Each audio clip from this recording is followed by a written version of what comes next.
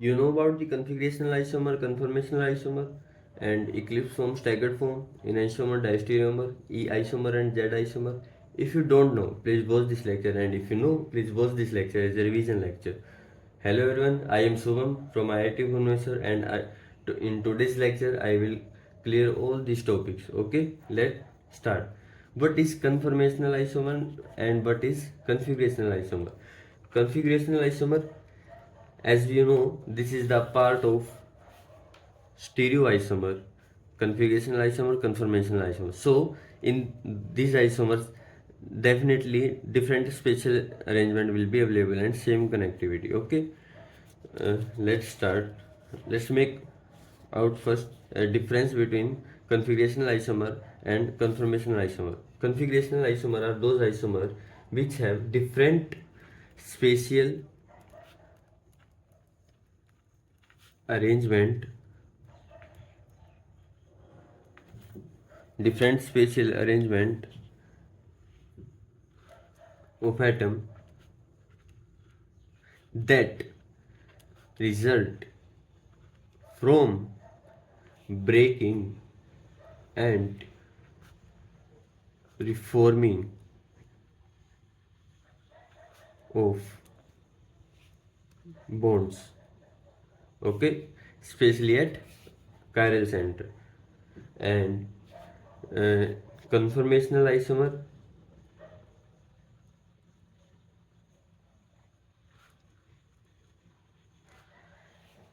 same different spatial arrangement of atom, that but how it forms, that result from rotation around single bonds. Okay, there is no bond breaking, and we can say requirement of bond breaking. Okay, around single bond. This is conformational isomer and this is configurational isomer.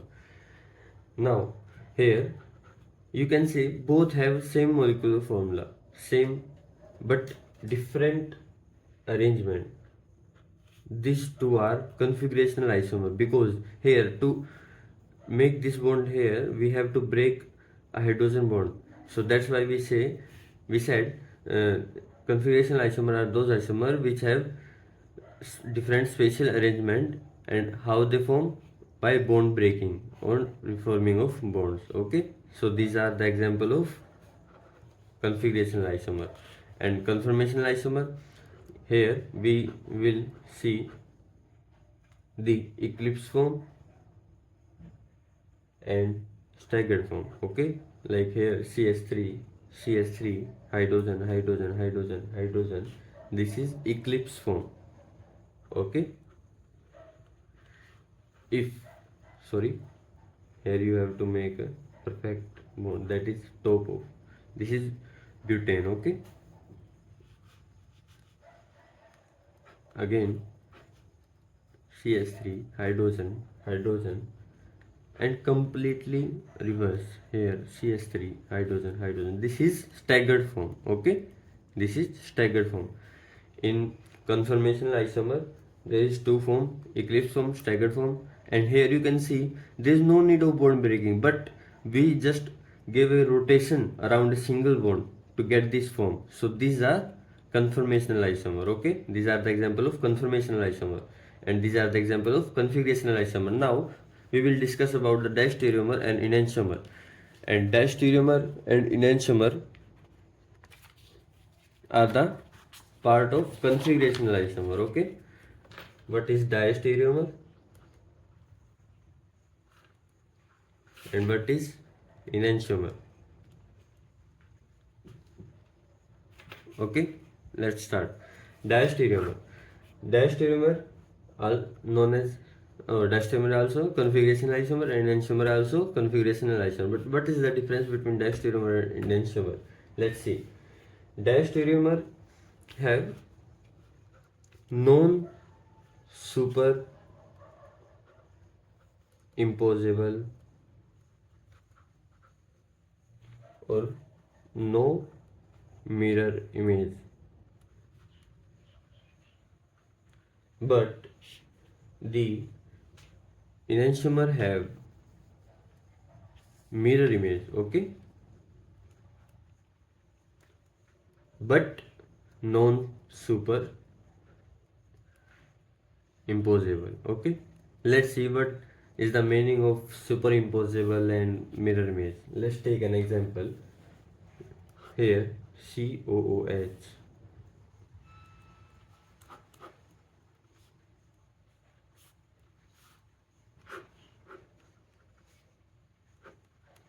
hydrogen, COH, carboxylic acid group, functional group. Here you can see both have not have mirror, because if these are mirror image, then if here OH, then there will be a reflection of OH here, not here. So that's why these are not any mirror image. And if we put this species on this species, then we get difference here, because here is hydrogen and here is alcohol. So that's why we can say these are also non superimposable. Like if a structure not completely cover another structure, that means it is non superimposable. Okay, let's take an example of enantiomer. Enantiomer have same mirror image, have mirror image but non superimposable. Let's see how. Okay, hydrogen, OH, OH, hydrogen, OH, OH, hydrogen.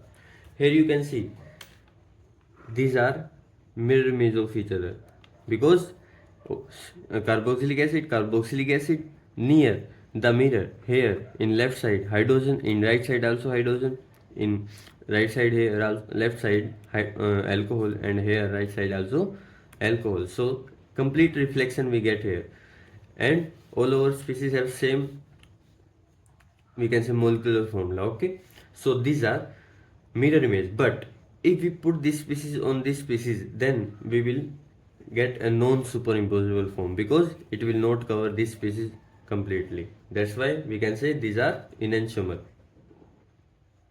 and these are diastereomer. Okay, now diastereomer are further classified as I already said you in previous lecture. Diastereomer are further classified as epimers, anomer, and geometrical isomer. And geometrical isomer further divided as absolute and relative form. If isomer, Z isomer, and in relative form, cis and trans. Okay. Now we will for epimer and anomer and their example we will discuss in next lecture. Now we solve the question regarding configurational isomer, conformational isomer. Okay, let's start solving the question.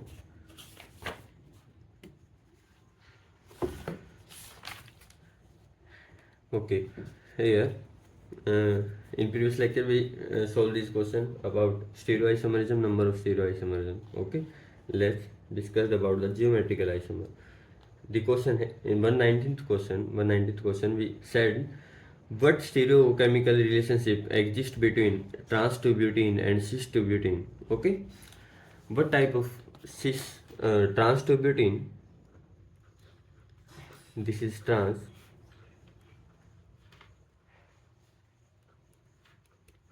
and this is cis form. Okay, this is trans and this is cis. Here, as I already said, these are cis and trans forms. So this is the part of diastereomer, and diastereomer part of configurational isomer. Okay, if you see here, what are the options? Unrelated compound, constitutional isomer, enantiomer, and diastereomer. So you say, you know, E and Z form, cis trans form are the part of diastereomer. So option D is correct. Okay. Now what is E form and what is Z form? Here in next question, determine the double bond stereochemistry E or Z of the following molecule. Okay, we have to find out the E form and Z form. Here you have to first numbering a species, like in left side of the bond and in right side of the bond. Like here, carbon and fluorine, which have more atomic number, that is fluorine, so we give this species a priority number 1. This is 2. Again in right side also we have to number them, cs3 and hydrogen, which have more atomic weight or more atomic number, that is carbon, or we can say here methane, that is 1, that is 2. So if there is a form like this, 1 1 2 2, this is, we can say, Z isomer. Okay, Z isomer.